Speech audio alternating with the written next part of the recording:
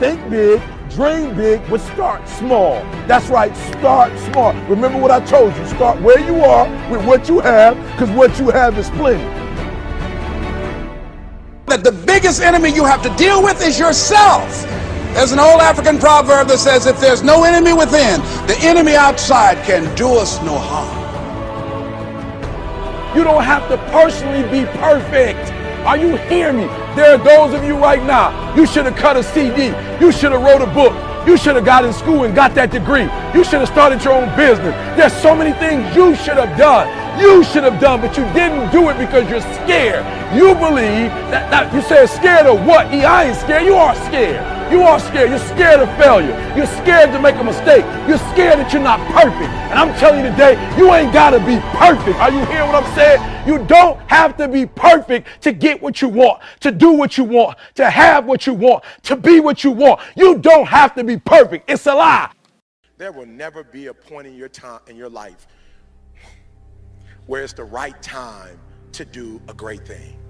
If you're waiting for that perfect moment, that perfect timing, it's not going to happen. You know what you have to do? You have to create the perfect time and the perfect opportunity and the perfect situation. So that a lot of people become comfortable. They stop growing. They stop wanting anything. They become satisfied. People getting ready to go to jobs that they don't like, jobs that are making them sick. You see, when you're not pursuing your goal, you are literally committing spiritual suicide. When you have some goal out here that you're stretching for and reaching for that takes you out of your comfort zone, you'll find out some talents and abilities you have that you didn't know you have. When the messenger of misery visits you, what are you going to do? What will keep you in the game? There are things that you think you'll never need to know, that you may only need to know one time in your life, but that could save your life because you had that knowledge.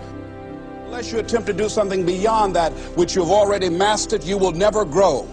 What is it that you looked at some point in time and you decided that you couldn't do it, that you talked yourself out of it?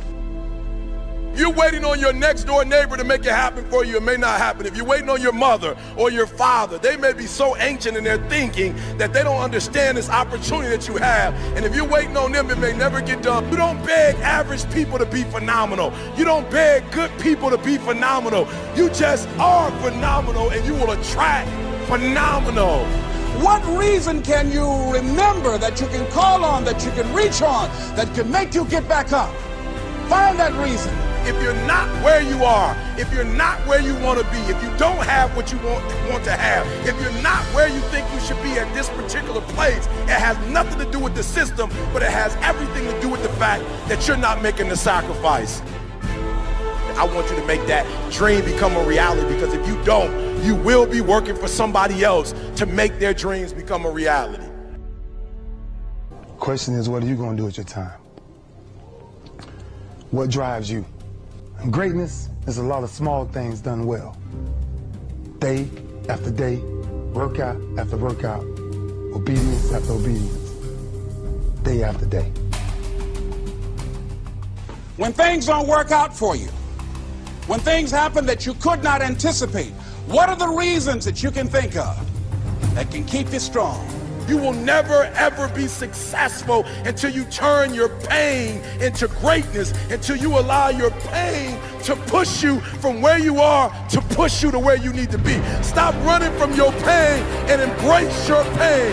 Your pain is going to be a part of your prize, a part of your product. I challenge you to push yourself. See, it's easy to be on the bottom. It doesn't take any effort to be a loser. It doesn't take any motivation, any drive in order to stay down there on a low level. But it calls on everything in you. You have to harness your will to say, I'm going to challenge myself. I mean that what you did last week don't count.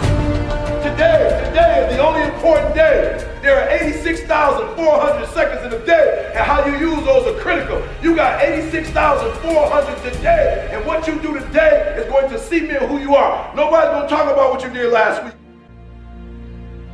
You you have this opportunity of a lifetime. It means absolutely nothing if you don't take advantage of it in the lifetime of this opportunity. I got a saying that when life knocks you down, try and land on your back, because if you can look up, you can get up.